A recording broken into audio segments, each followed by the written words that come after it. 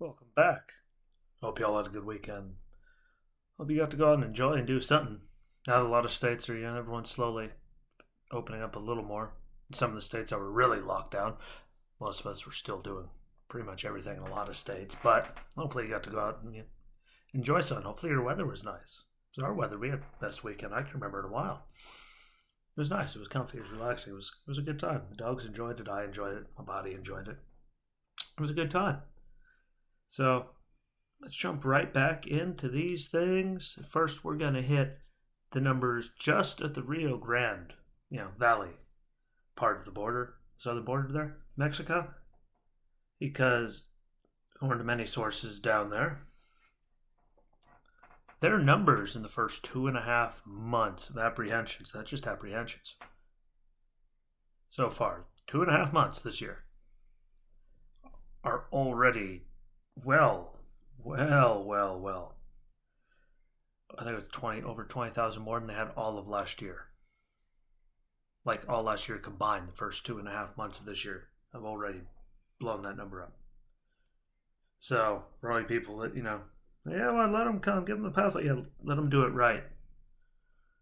And to say that that's not a crisis when 2.5 months they had more people come in than the entire year last year, and think that means there's still 9.5 months left. Like, this is a problem. This is a very big problem. This is not good. Especially in the middle of a pandemic. Like most people, like kids and stuff, weren't going to school. A lot of people still weren't allowed to go to restaurants, gather at all, or do anything. But yet these people could come in, get a ticket, and go wherever they want in the country, without any means, a lot of them, to be able to take care of themselves or anything. And there's lots of them that have been getting, coming back with positive tests for COVID. Like, it's a problem. I'm sorry, that's just right there. Like, that's one part of the border. Like, there's a whole lot more border everywhere. If they're already up over their numbers from last year too, what do you think the rest of everyone's at? Like, that's a serious question. How can something like that not absolutely drive you nuts and up the wall? Because it should. No matter how you feel about it, guess what? So technically, they're illegally crossing in, they're getting a bus ticket, fingerprint, see you later, bye, here's your court date.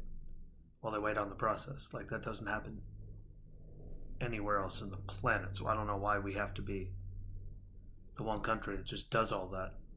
Just gives everyone whatever the hell they want, giving them more than they give a lot of their own citizens in that case, Like the homeless population, for example, because there's man, woman, and child. All categories. And veterans and all kinds of stuff that are out there. Homeless, sleeping on the streets, dying of hunger, starving to death. I mean, think of the money that they're wasting on all this illegal immigration, because heaven forbid we could just make them do it legally like every other country makes people do. I mean, think of the opiate crisis. I mean, we could put money towards that to finally actually throw something at to try to get people off the stuff. Like, there's a lot of bigger problems we could be aware of, spending billions of dollars on people illegally coming into our country.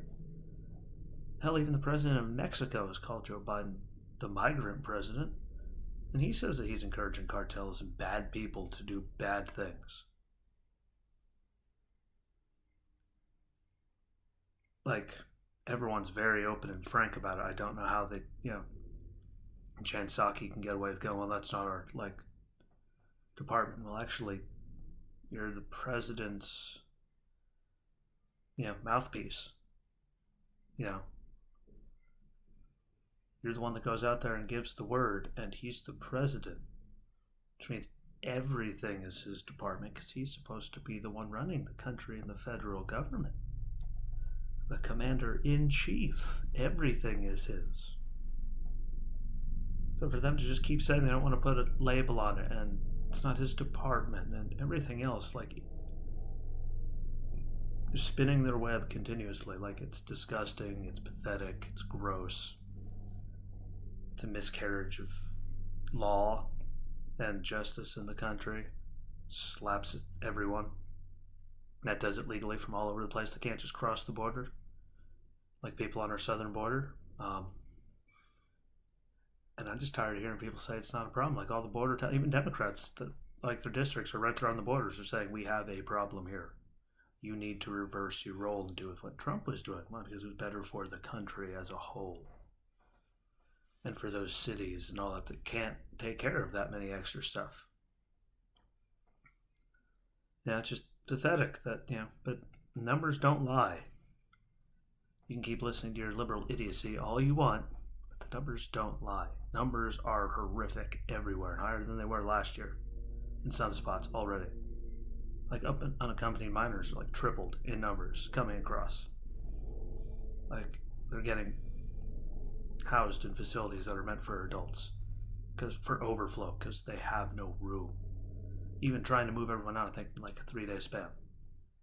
Like there's so many coming across, they're just overflowing them everywhere, and they can't get rid of people fast enough. Like if that doesn't qualify as a crisis, I don't know what does. But just in that one sector. And I went over the other ones too. Like there's a lot of places that are horrifically up right now.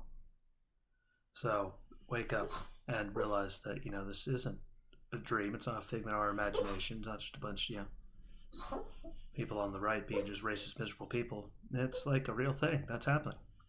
Just like the sound of Daisy having a bad dream right there. Because I'm sure you're picking it up. That's real too. That's a dream. Saying that there's a crisis at the border, that's not a dream or anything. Pipe dream, figment of your imagination, that's just real. So deal with it. Just like another thing that's real. Of course, it comes down to, the Democrats again. Remember, they ran on, Donald Trump's lying. We're not coming after your Second Amendment. And here we are. It's amazing, isn't it? Like all the registries that are getting passed into law where, everyone knows exactly, so everyone could look. Like go online and look up, what guns you have and where they are stored in your house. Like a giant database of everything. And now they're trying to, they're pushing a bill to ban the sale, manufacture, transfer, and importation of over 200 military-type assault weapons. Make sure I write that down so I use their words. 200 plus. And that's, no, they're not trying to ban it. They're just trying to ban everything. 99% of it, and that they know where everything is that you own at all times. That's kind of infringing, banning all that stuff and magazines and this, that, and the other thing. It's kind of like and all these drugs that are illegal. It's amazing how many people are still getting their hands on them and dying every day in this country, and how long they have been doing that. It's amazing. You go to places like Chicago, and Illinois has some very, very strict gun laws. And look at all the shootings that happen there. Why? Because most of this gun violence, pretty much all of it, 99% of the gun violence in this country, is done by criminal entities anyway. It's not with people in their home with, handguns and assault-style weapons, that's not the case at all. So all they're trying to do is make it, so that they're the only ones that have guns and criminals. That means the crime and violence is going to be even, when only criminals have guns. What do you think is going to happen? Because they'll still get this stuff like they do now, gang violence and all. They're still going to get whatever they want because they're not supposed to have anything they have, but they still have it. So what the hell does banning certain style of weapons and magazines and this thing and that thing and this thing and that and a little bit of this and a little more of that? And what the hell good does that do? It's gonna hurt law-abiding citizens, and people that don't want to give into it are gonna suddenly turn criminals and be felons, and all those so we're gonna hurt law-abiding citizens and not do anything to the criminals that are using them anyway. Feinstein's been doing this for years though. Still remember when she was flagging every member of the Senate that one time when she was talking about this years ago. That's all they ever do. And how many times did Joe Biden say he's a liar? He told that one guy that he was full of it. that he wasn't going to do it, and here they are. Like everything they said they were not going to do, and you people told me I was crazy. Here it is. And one time I was talking to Drew, and he said, yeah, but when they made the Second Amendment, they didn't know they're going to have kind of stuff like this. Yeah, well, when they're writing all the stuff for freedom of speech, I mean, they didn't know we are going to have all these social media platforms and internet and all that stuff, but look how many people get away saying whatever the hell they want on those, because it's technically it's protected freedom of speech. Like, so your argument is moot because they didn't know they're going to have that, but you still get protection under that, which means you should still be able to have this. Law-abiding citizens shouldn't be getting taxed more or screwed with at all. Sorry, you don't like it, you're an idiot. Apparently you need to read the Constitution 1,000 or 2,000 times. I'm pretty sure the state of Pennsylvania, the state's constitution, I learned this from my friend Mark, I believe he said that it states shall not be questioned, which is even better than shall not be infringed upon. Like, you have the constitutional right to have and bear and keep and all that with arms. And if you notice, it's not going to do anything about, like, because look at all the, like, New York City and a bunch of places that got rid of their, like, gun, anti-gun units, people that went and got illegal guns off the streets, and look, shootings and all kinds of stuff were open, pretty much all those places. Making it easier for criminals to do whatever the hell they want, because, there's no one trying to get these guns off the streets in a lot of these places. Look, a lot of these places are also looking for, putting more money into getting more police, because it's backfiring, because it doesn't work. Like, there's a reason gun sales are up. It's not because everyone wants to go out and shoot people. It's because everyone wants to go and protect themselves, because they've actually seen just how useless everything has actually become. And again, try to tell everyone, I'd love one of you people on the left. I'm pretty sure I mean like Drew, but love the apology. I said it was going to happen, and well, here we are trying to ban all this stuff. Even though, like, look at all the shootings and stuff, it's all 99% criminals. Like, literally, look at the numbers. Like, most of it has nothing to do with military assault style weapons. Like, most of it has nothing to do with that. You can look at those stats, are staggering. I think those are only in the double digits every year. Maybe the triple. They're very, very low compared to handguns. Like, you take rifles, assault style weapons, like all that stuff. Combine them, it doesn't come close to handguns. Like, man, here they are going after these because it has nothing to do with anything. They don't know what the hell they're talking about. Most of them have never done anything in their life. Look at many of them have been there for their whole entire life. Their whole adult life have been there. As a congressperson or a senator. But yep, that new bill's there, and they already got the other one through because, simple majority. They set it up to get rid of the filibuster and all that so that they could just run whatever through they want. And there's nothing anyone can do to stop it unless people on the left actually tell them no. They're not going to let people do that, but we have to wait and see on that. But they're just pushing through all their craziness and all that stuff that everyone swore they weren't going to do, and I got yelled at a lot for saying they were going to do because I've been, because I have a brain and I pay attention and stuff, so, just a bunch of BS and malarkey. We all know it. Anyone that's actually honest, like, please, come on here. Tell me, yes, sorry, you were right. Because so far I've seen nothing that he said he wasn't going to do that he hasn't done. Or is in the process of doing. So, sorry, but they're trying. One thing they're not trying to do, sadly though, at least the president, not calling for Cuomo to resign now that a seventh woman has come forward. It's amazing how Joe and Kamala, especially, all of them were like, Kamala, especially during Kavanaugh, she was grilling him. Everyone, whenever Trump got accused of anything, they were grilling him, saying that he should resign, walk out, impeach him, throw him out, light him on fire. Yet Kamala, I don't think, said really anything. And Joe was like, I'm not going to call on him to resign, like, even though 7 women have come forward and the nursing home thing. Donald Trump wasn't even running any of these states where bad things were happening. Look how many people during the whole thing during COVID were still blaming everything on him, not the individual, governors who were running their own states, because that's the constitutional authority that's there.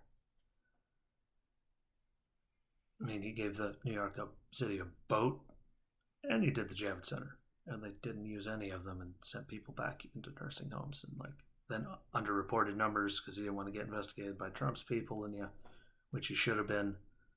Not because he didn't like you, but because you're doing a garbage job. I mean, you garbage. You should get treated like you get the punishment.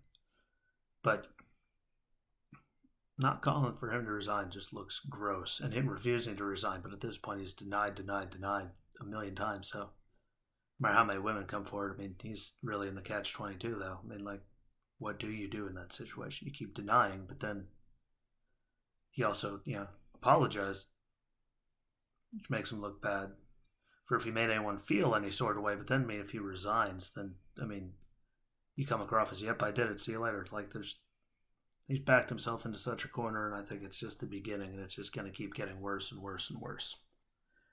It's not going to get any better for a very long time, I don't think, but kind of disappointing after all the calls between, everybody during Kavanaugh, or anything that anyone ever said about Trump, or all the people who get him, like, everyone.